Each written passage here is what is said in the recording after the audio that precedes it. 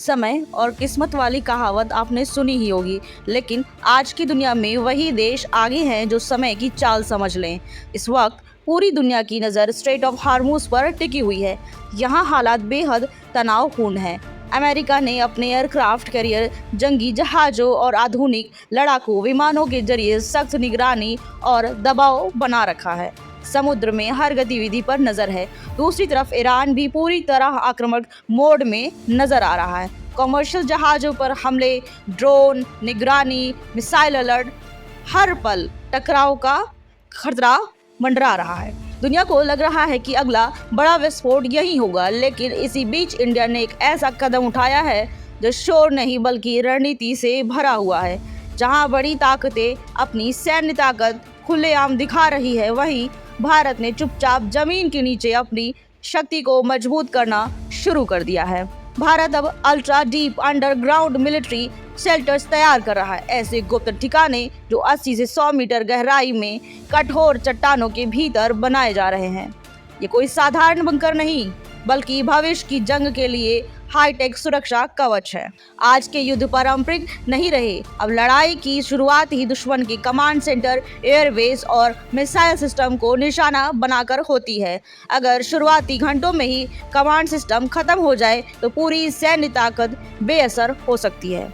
इसी खतरे को देखते हुए दुनिया की बड़ी शक्तियां चीन, रूस, उत्तर कोरिया पहले से ही जमीन के नीचे अपने सैन्य ढांचे विकसित कर रही है और अब भारत भी उसी दिशा में तेजी से बढ़ रहा है।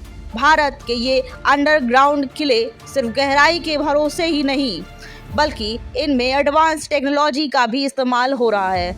इनमें पहला है जियोलॉजिकल शील्डिंग, जो कि प्राकृतिक चट्टानों को सुरक्षा कवच बनाता है, और दूसरा है डिफ्लेक्शन लेयर, मतलब हमले की दिशा बदलने वाली परतें, और तीसरा है शॉक अब्जॉर्प्शन सिस्टम, मतलब धमाके की ऊर्जा को फैलाकर नुकसान कम करना। अब बात उस हथियार की जिससे दुनिया के सबसे मजबूत बंकर भी खतरे में आ जाते हैं। उसका नाम है GBU-57 मैसिव ऑर्डिनेंस पेनिट्रेटर। इसे खास तौर पर गहरे अंडरग्राउंड ठिकानों को नष्ट करने के लिए बनाया गया है। लेकिन अगर ठिकाना 100 मीटर नीचे हो, मल्टीलेयर सुरक्षा से लैस हो और कठोर चट्टानों से घिरा हो, तो ऐसे बम की सफलता भी चुनौती बन सकती है। इन अंडरग्राउंड किलों में भारत क्या रख सकता है, रिपोर्ट्स के मुताबिक चलिए समझते हैं। अग्नि 5 जैसी लंबी दूर मिसाइलें, पैरेलल मिसाइल जैसे टेक्निकल हथियार, मोबाइल लॉन्च सिस्टम, कमांड और control centre, emergency communication network. यानी ये ठिकाने सिर्फ सुरक्षा के लिए नहीं, बल्कि जवाबी हमले की क्षमता बनाए रखने के लिए है। यही आता है सेकेंड स्ट्राइक कैपेबिलिटी का सिद्धांत। अगर दुश्मन पहले हमला करे तभी जवाब देने की ताकत बची रहे। यही असली रणनीतिक संतुलन है जो युद्ध को रोकने में भी मदद करता है।